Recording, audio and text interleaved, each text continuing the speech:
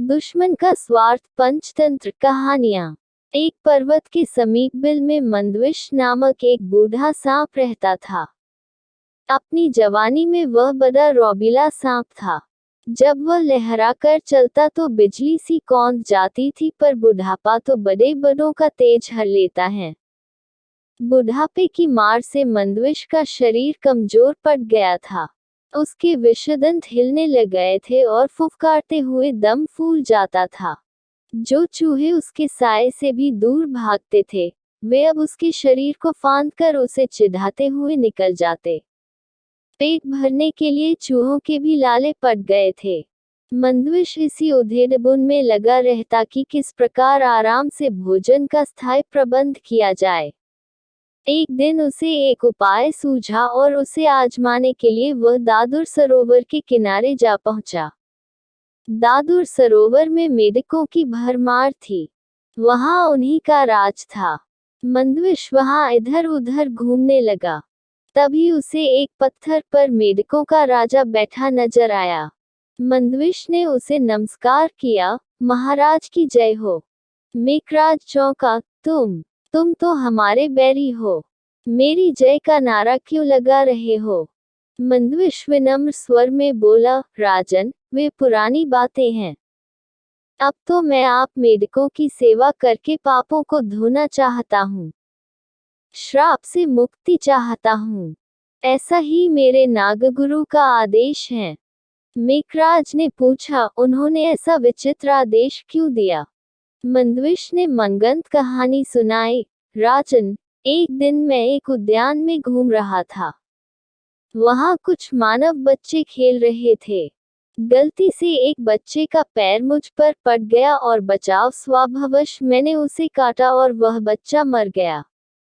मुझे सपने में भगवान श्री कृष्ण नजर आए और श्राप दिया कि मैं वर्ष समाप्त होते ही पत्थर का हो जाऊंगा।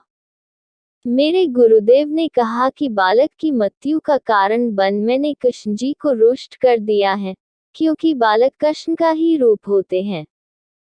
बहुत गिड़गिड़ाने पर गुरुजी ने श्राप मुक्ति का उपाय बताया। उपाय यह है कि मैं वर्ष के अंत तक मेढकों को पीठ पर बैठाकर सैर कराऊं। मंदविश की बात सुनकर मेघराज चकित रह गया। सांप की पीठ पर सवारी करने का आज तक किस मेघ को श्रेय प्राप्त हुआ? उसने सोचा कि यह तो एक अनोखा काम होगा। मेघराज सरोवर में कूद गया और सारे मेढकों को इकट्ठा कर मंदविश की बात सुनाई। सभी मेघ भौंचक्के रह गए। एक बूढ़ा मेघ बोला, मेघ एक सर्प की सवारी करें। यह एक अद्भुत बात होगी। हम लोग संसार में सबसे श्रेष्ठ मेघ माने जाएंगे। एक सांप की पीठ पर बैठकर सैर करने के लालच ने सभी मेढकों की अक्ल पर पर्दा डाल दिया था।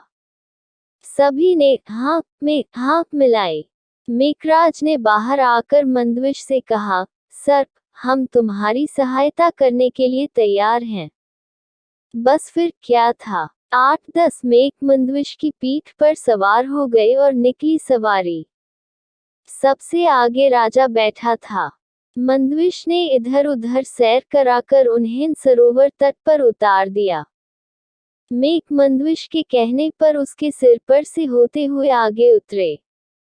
मंदविश सबसे पीछे वाले मेघ को गप खा गया। अब तो रोज यही क्रम चलने लगा। रोज मंदविश की पीठ पर मेढकों की सवारी निकलती और सबसे पीछे उतरने वाले को वह खा जाता। एक दिन एक दूसरे सर्प ने मंदविश को मेढकों को ढोते देख लिया।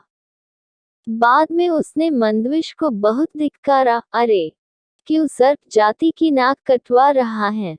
मंदविश ने उत्तर दिया, समय पने पर नीति से काम लेना पड़ता है। अच्छे बुरे का मेरे सामने सवाल नहीं है। कहते हैं कि मुसीबत के समय गधे को भी बाप बनाना पड़े तो बनाओ। मंदविश के दिन मजे से कटने लगे। वह पीछे वाले मेघ को इस सफाई से खा जाता कि किसी को पता न लगता। मेघ अपनी गिनती करना तो जानते नहीं थे, जो गिनती द्वारा माजरा समझ लेते। एक दिन मेघराज बोला, मुझे ऐसा लग रहा है कि सरोवर में मेघ पहले से कम हो गए हैं। पता नहीं क्या बात है। मंदविश ने कहा, हे राजन, सर्प की सवारी करने वाले महान मेघ राजा के रूप में आपकी ख्याति दूर दूर तक पहुंच रही है। यहाँ के बहुत से मेघ आपका यश फैलाने दूसरे सरोवरों, तलों व झीलों में जा रहे हैं। मेघराज की गर्व से छाती फूल गई। अब उसे सरोवर में मेढकों के कम होने का भी गम नहीं था। जितने मेघ कम होते जाते, वह ये सोचकर उतना ही प्रसन्न होता कि सारे संसार में उसका झंडा गड़ रहा है। आखिर वह दिन भी आया, जब सारे मेघ समाप्त हो गए। केवल मेघराज अकेला रह गया। उसने स्वयं को अकेले मंदविश की पीठ पर बैठा पाया तो उसने मंदविश से पूछा, लगता है सरोवर में मैं अकेला रह गया हूँ।